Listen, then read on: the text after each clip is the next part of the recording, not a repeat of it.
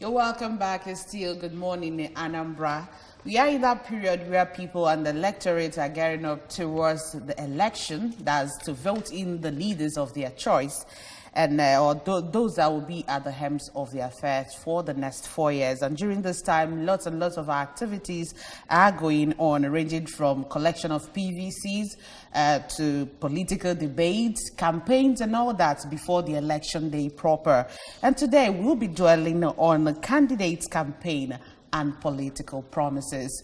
And with us in the studio to talk about this topic is Engineer D.K. Ndulue, former Permanent Secretary, Ministry of Information, Anambra State. You're welcome. Thank you very much. Good morning, listeners.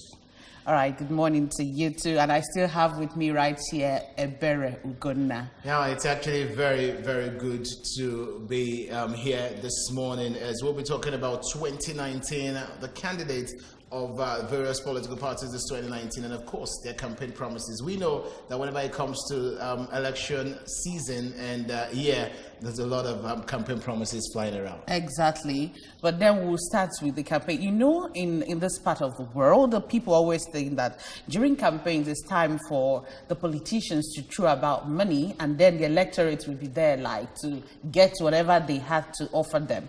But then I would want you to explain to us, in an ideal situation, how should a political campaign be? How should it be? Well, good thing we have models everywhere in the world, especially the developed countries, who are models that we should copy, since the system ab initio came from that side of the globe. The ideal thing actually is that you cultivate your own campaign from your childhood. Who you are, what you are, your precedents, until you get to a level where you now come under the limelight of politics proper. By then, people would have had a good impression, or bad, about you. But here we wait until when the campaigns or the elections have been fixed. You see people from all shades of, of all shades and character jumping out from apparent obscurity to say, I want to campaign, I want to be elected for position A or position B, and so on and so forth. So the ideal thing is that your campaign starts from your childhood to your primary, secondary, and so on. Do we really practice that in this part of the world, Nigeria? Because when you talk about, I know most times when I watch some documentaries and some videos of some superstars today, you can see some videos of their young age, how they started, you know, from their schooling days and stuff to where they are now. Do we practice that in this part of the world? The reason is not far-fetched either. Okay. Because politics, as it is, for this part of the in this part of the world, is extempore. That is a makeshift. People who are real politicians, by the way they think, the way they talk, you see them exude leadership. You see them exude proper thinking. But here, maybe his business has not been going well. He sells what is left of the business and jumps into politics. And so on and so forth. You said it should start from childhood. I might be a child, and when I was a child, I don't intend to be a politician. Yes. So I don't intend to maybe start any campaign or people to know how I was behaving then. Okay. So I might just like, okay, I don't want to be a politician. But along the line, just like you said, I decided to go into politics. So is it bad that I start my campaign then? Well, it is not bad. But, like I said, you may, at childhood, not foresee your future career. That's where parental guidelines comes in. Okay. Your teachers, guardians, and counselors that you meet along the line will say, look, you are a material for this. And the earlier you begin to check your words, the earlier you begin to think towards that, the better. And they help you. If for any reason you still don't want to, well, the sky is your limit in other professions. But it's most unfortunate that we will get a makeshift All right.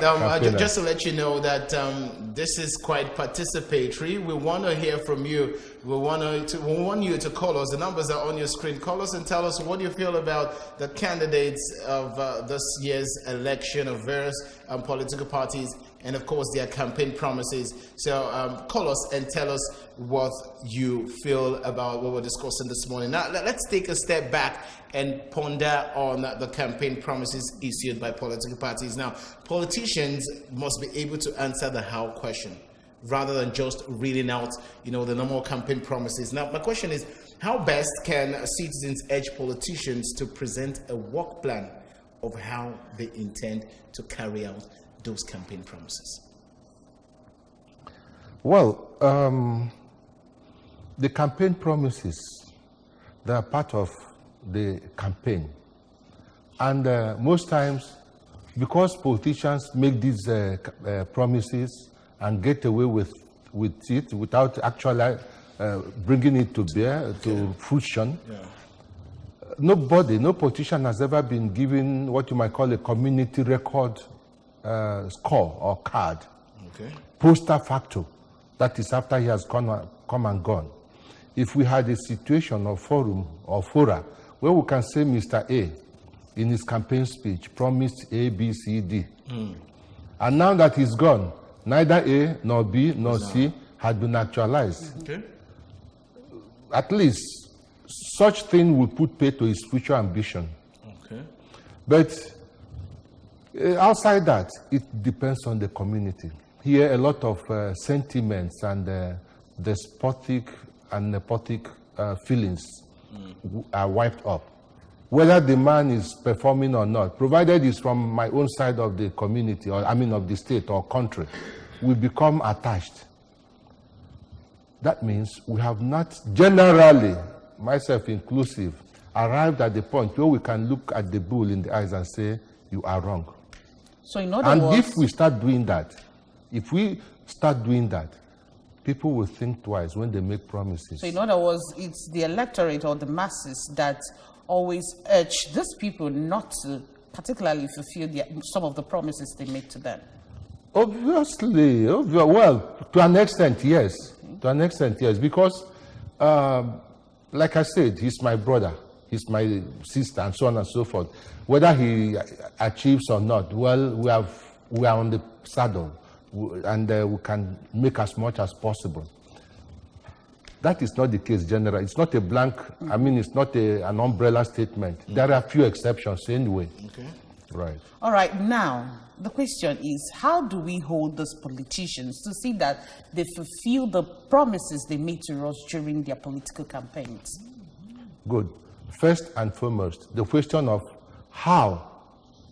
If somebody says he's going to build a skyscraper, how do you intend to build it? How do you intend to build it?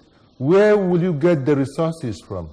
How do you not just the how question?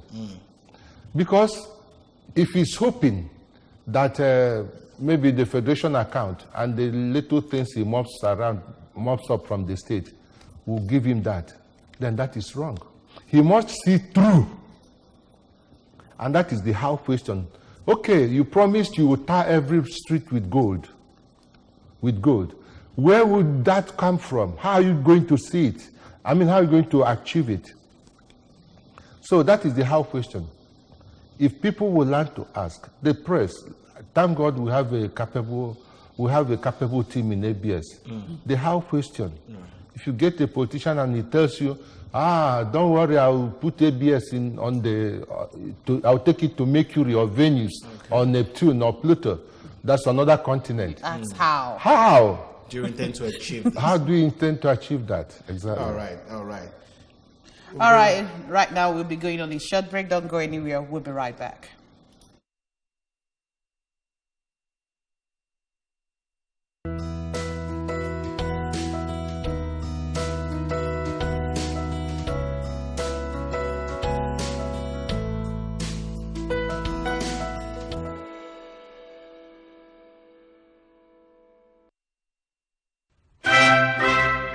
Hello, are you in Anambra or Delta States and you need a one-stop boutique shop to to buy latest wares, you have got it alas.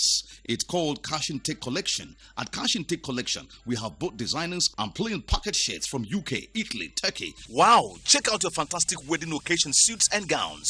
Check out our ties of all types, bow and normal ties of all colors and sizes. Wow! You will enjoy the smartest of latest shoes, watches, eyeglasses, belt, boxers, and other innerwears. Look at our polos. Finest t-shirts. Cash and Take Collection has a full house for ladies of elegance. Watch out our casual wears for women, ceremonial and corporate office wears. Children are not left out. That's why we have wears made to suit your child. Shoes, polos, suits, and what have you. We are also giving out special bonus minus 20% of anything you buy from us.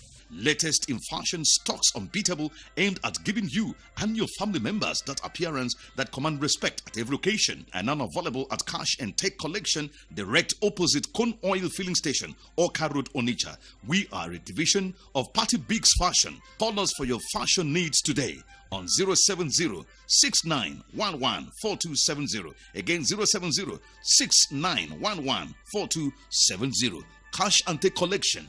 You can't beat the latest in fashion.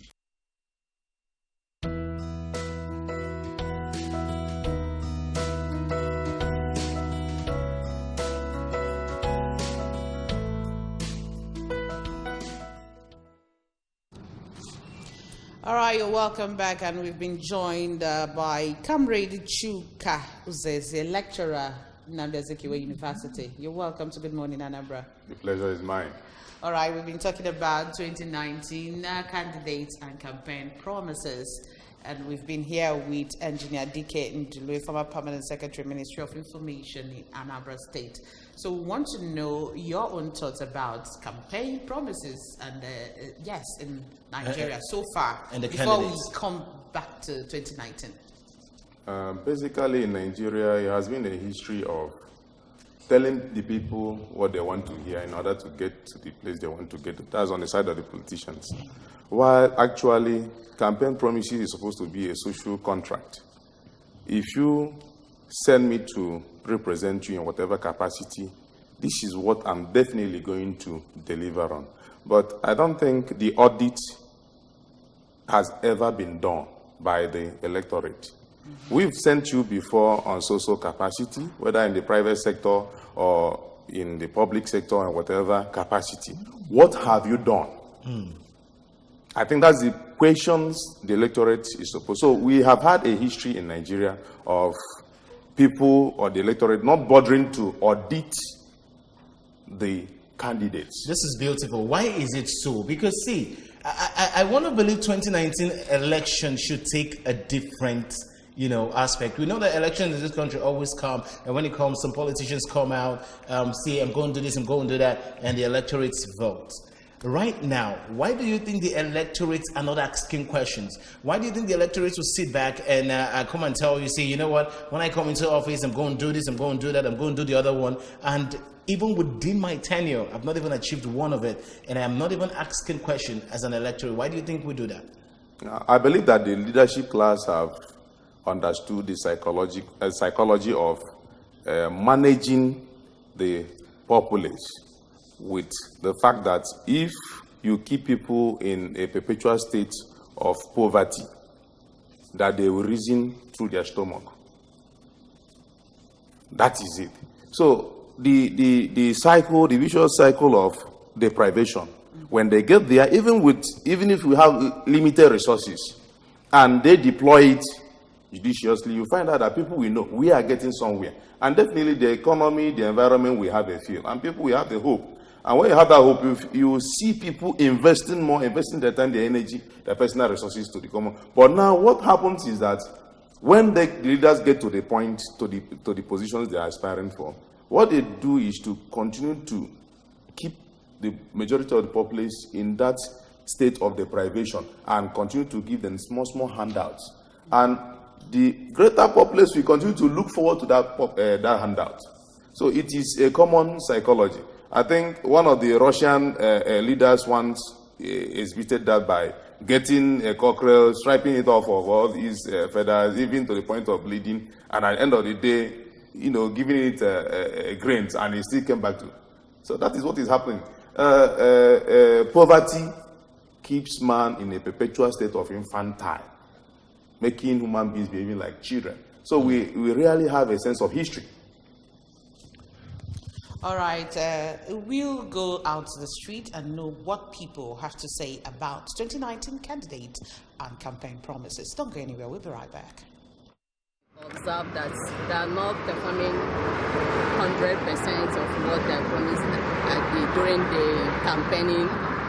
And you'll find out that at the end, highest 1 out of 100 that will perform exactly. Nigerian politicians, they don't keep to their promises. They only believe in what they want to get at the moment. So that's why most of the time people don't look at, they say don't say your vote. Most people say their votes because they know after that time they will not get anything again from them. So keeping to their promises, I doubt if they will keep to it. These politicians, dịka kịta a na-akwadobe election dịka na-akwadobe election kịta na afa na-ekwugharị kịta ebe niile na-egwu na ha ga-eme nka ha ga-eme nka mana otu abụ n'ezi ha na ha ekwu agwa onwe ha eziokwu because ọ na ha agwa onwe ha eziokwu ekwecha nkwa ahụ ha kwesịrị ime nkwa ahụ ha kwere ọjọọ ego ahụ ba ha ka ha jụọ nabara onwe ha ndị ha atawazikwa afọ.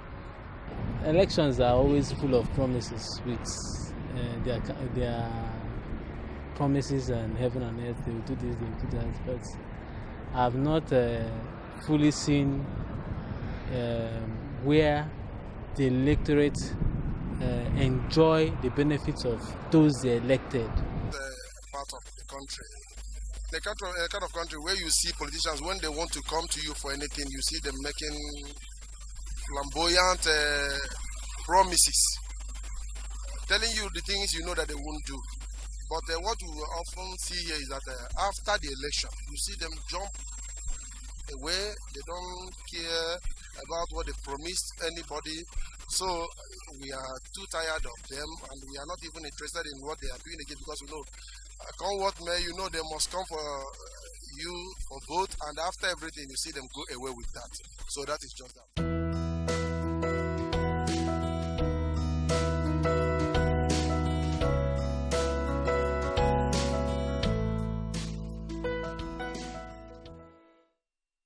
I'm very glad to have you back. Well, we went on the streets and we went to find out what people think about the candidates coming out for election and, of course, their campaign promises. And we had a lot of them, you know, saying the politicians don't really care at all. Let me come to you, engineer, with what a lot of people were saying on the streets. You buy the idea?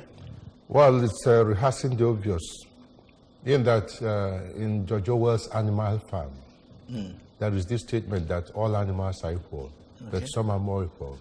So my friend here mentioned about holding down the populace to a poverty level that will not make them think otherwise.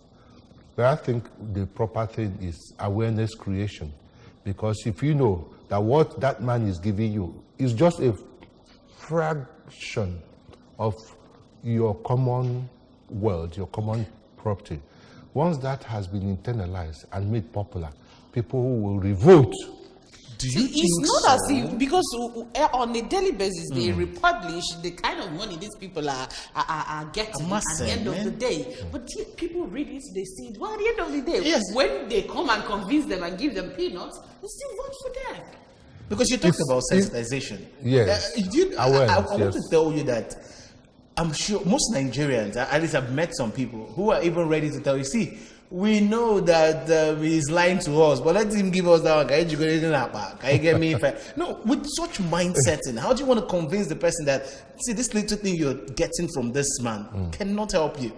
With such mindset, how do we go? So if you talk about sensitization, I think we're even doing a whole lot. Advocacy, it's not just by the political arbiters like INEC,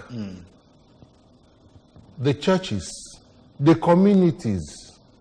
If you know that if you are giving, and the government also, because come to think of it, who heads the government? The politician.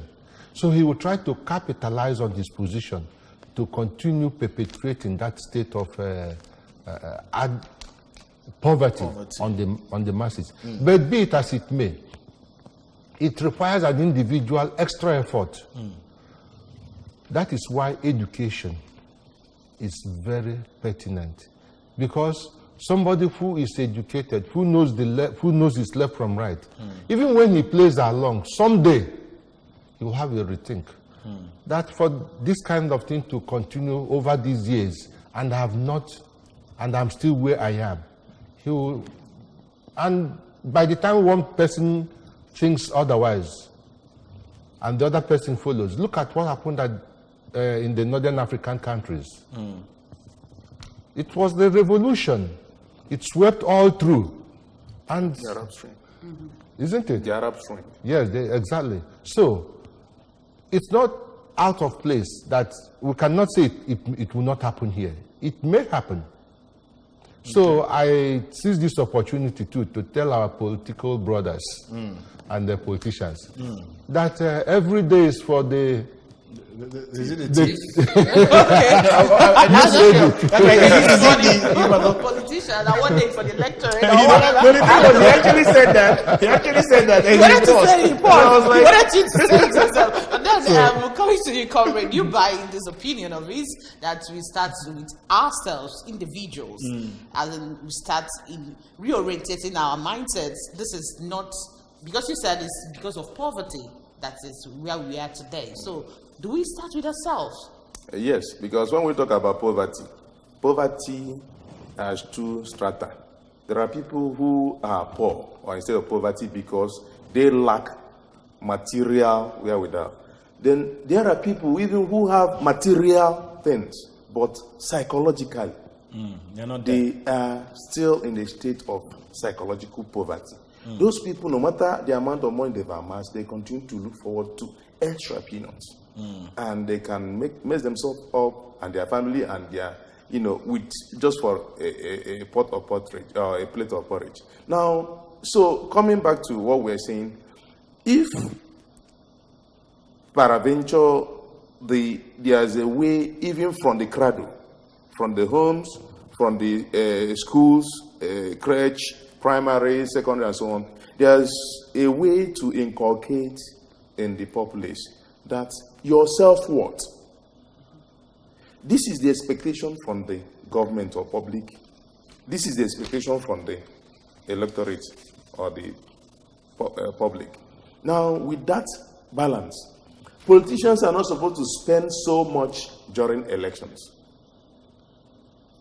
Even if, that's why I don't know why up till now these class of politicians refuse to have independent candidature. Because people are supposed to send their best.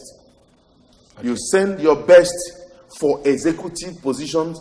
Somebody who is good for executive position might not be good for legislative position. Yeah. Okay. So that is the truth. And now, if you know that this person can articulate sound policies based on his track record, you send him to legislature. You find that this person is good with managing resources.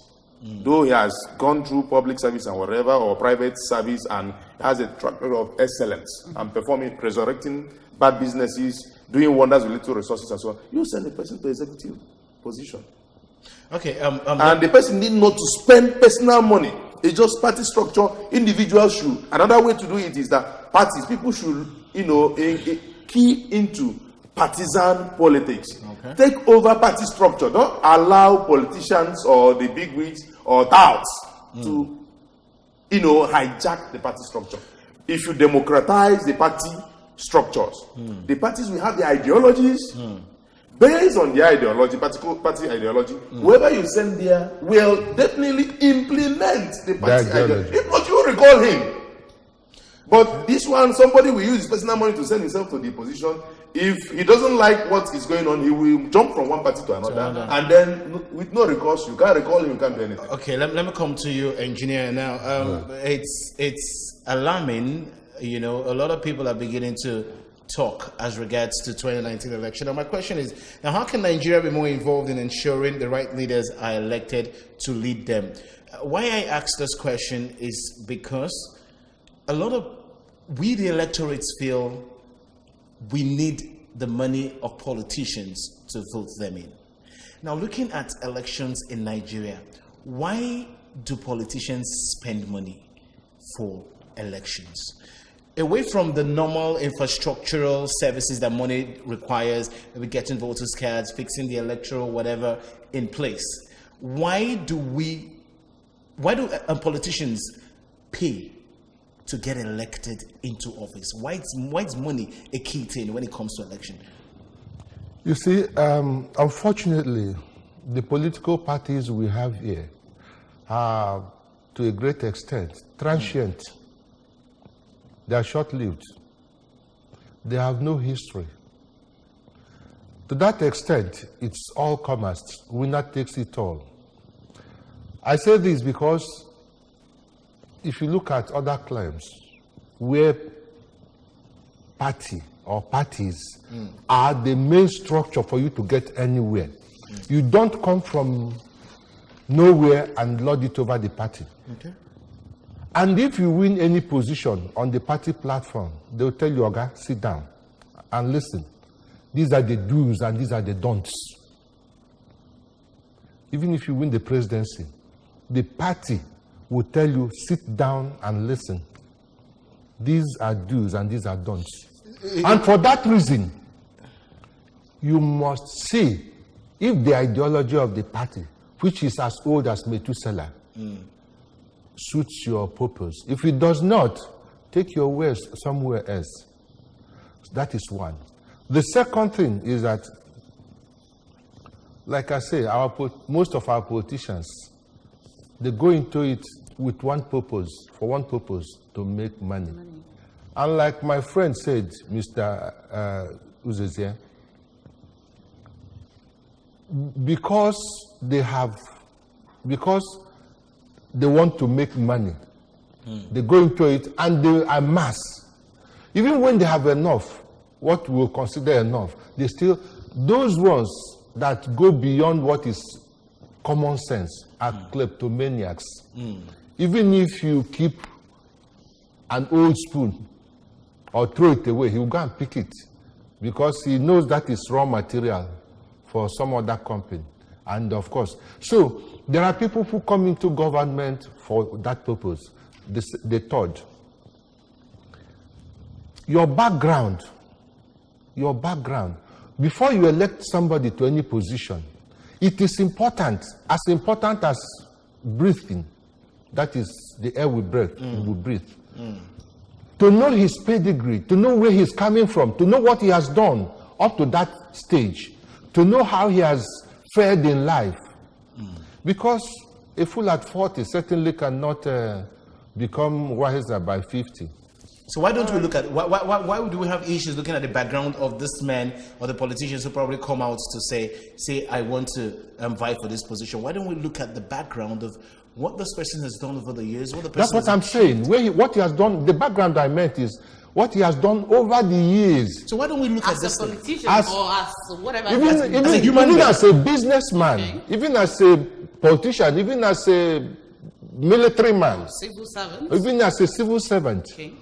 It is important because magic is only in the realm of magic, not in reality. Now, should it be the job? Should it be the job of political parties to look into this background, or the electorate, the backgrounds of these politicians? Both the political parties and the electorate. Is a cultural thing in Nigeria. We don't ask questions. You go to the villages and towns, you award a chieftaincy title to people of questionable character. Yes, character. You go to the churches, you initiate into the knighthood and other, elected positions, people of questionable characters. Yes. And if you try to raise the question, they will probably find a reason to counter that's your question. They may say it's because you're from another village, or because you are from a different sect, or because his father is your father's enemy, and so distracting the focus of the people from what the question you raised. So I think until we have this audit disposition, if you don't look back and assess what has been done so far. I think there's no way you continue to do the same thing the same way and expect a different outcome. That is the first truth we have to tell ourselves as Nigerians. All right, let's talk about the so many political parties we have in Nigeria today. Should we say that it also contributes to us not being able to checkmate our politicians? Because, like you said earlier, one can just decide, okay, I'm no longer comfortable in this political party. I can as well go over to another, or I can as well gather people, and then we have a new political party, and there you are free to register it. So there's many political parties. Could it be part of this problem we are having? Basically, another problem in Nigeria is the issue of somebody telling you. In fact, you will be surprised if you call a kid, a small child, and ask him, what's your father's occupation? He will tell you, my father is a politician. Yeah. That's his father's occupation. That is to say, his father is a political tout. Yes. If you say that you're a politician in Nigeria, imperatively I say you're a political tout. But being a politician is not a career. Okay. You must have a first call. Being a politician is just a call to service, a call to public service. Okay. Oh yes. So it can't be your career. So basically, many people are waiting for the political season. In fact, there are some lawyers that are political lawyers. They are waiting for the political season. They have their business once in 4 years or during the election period. You have some, so many persons that depend on these political cycles. So that is why you see this amount of money. Political parties. And once then coming to the multiplicity of political parties, I think part of what happened, government funding political parties, part of why we have these much political parties. In fact, you call some people chairmen of political parties and their key officer and ask them, what is the key ideology of your political party? Or what differentiates your party from the other party? They cannot tell you. And yet they are saying politicians. And we tend to also vote the same people. Now, let me ask you, engineer. Yes. It's that season again where the election period, starts. Everybody's actually looking forward to it. Different political parties are actually coming out with their campaign promises. For example, the APC has come out with next level. The PDP has come out with let's get Nigeria working again. And my question is, has Nigeria ever worked? Has Nigeria as a country ever worked? Because you look at these words and people, say these things that they make it look so simple. Let's get Nigeria working again. I can remember that it is for a very long while, years ago, Nigerians has always been crying for one same thing. We don't have good leadership. We don't have good food to eat. We don't have good water to drink. This thing has spanned over the years. And someone is coming to say, let's get Nigeria working again. Was there a time Nigeria ever worked, engineer? Well, first and foremost, getting Nigeria to another level. At what level were we before now? Good. Do we have any level at all? Okay. Do we have any level? Before going to the next level? Before going to the next one. Okay, good. It is synonymous with let's get Nigeria working again. It implies that Nigeria once worked. And if you ask me, I would say perhaps shortly after the departure of the colonial masters, when we still had that aurea and umbrella sort of the colonial masters. Okay. Things were still working. There was this threat that if you don't do it well, Mr. White or Mr. Carpenter will come with his hammer back to. So everything was being done to justify that we are capable, that we have the capacity and the character to lead, to move on. And when we now saw that they had completely and finally gone back, the level broke, and we stood every day. We stand every day, if I'm not mistaken, on the precipice, looking at that gully. Do we go down, or do we remain at this limbo of uncertainty, which we call level? Therefore, it is important that each political party, not the number that matters, but to have distinct ideology, very palpable, even to the blind, that these people is what they stand for, and these people, they stand for this, and these people, they stand for that. So that if any person is coming with to register a political party, he will look at the number of political parties and see whether there are clashes with in ideologies. And the government too should not, in the name of registering political parties, register as many as very soon. I may decide to have one. And we could join together, and we could partner. Yeah. That's the problem we're having. You want to So, basically, I will say that Nigeria is working. It's working. All right, we don't have time, so but just Nigeria is working because, yes. Conclude with that. I tell you that many researchers around the world are surprised that Nigeria is still working. Still, yeah. Oh, okay, good. Tell us. Given the multiplicity of ideologies and types of people, behavior, orientation, religious inclination, even within the same religious organization or whatever, you still have different inclinations. But the issue is this. One, what is good? What is good is universal. And until America is working, America has as many as multiplicity of tribes and national whatever. But until Nigeria will come to elevate, expertise and not elevating mediocrity. Here we are interested in nepotism. We are interested in this is my person and this. Until we say let the best hand handle the job in Nigeria. Okay. Nigeria has no problem as far as I'm concerned. Okay. That is why there will be a prediction Nigeria will disintegrate by 2014. It is over. They will give you another prediction. I'll tell you, with all these things going on, that's why all the politicians understand. Nigeria will never disintegrate until the oil dries up. Okay. Nigeria will not disintegrate. It will not dry up. All right. It will not dry up soon. It will not dry up. So once that money is there, they will always find a common front to unite and squander the money, yes, and keep the populace at the base. All right, this is quite interesting, really. All right, that's it. Thank you so much. I wanted to chip in something.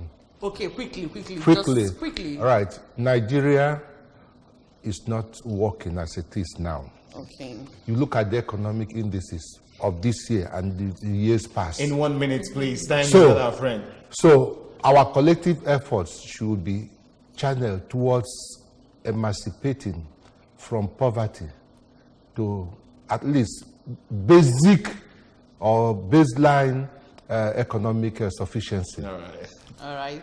Thank you so much, Engineer Diken Delo, former Permanent Secretary, Ministry of Information, Anambra State. Thank you so much for coming. You. And also to you, Comrade Chuka Uzeze, lecturer at Anambra State University. Thank you also for coming. Thank you. And we've been talking on the 2019 candidates and campaign promises. Well, you've heard it from the guests we have right here in the studio. And it's better that you vote in the person of your choice. Forget about, just look at and see someone that actually has a good mind that will lead us to that promised land. It's well, she has said it all, and I'm very sure our guest has actually done justice this morning. But we're going to do more of this because it's the electioneering season, and of course we'll be here talking about it until after the election.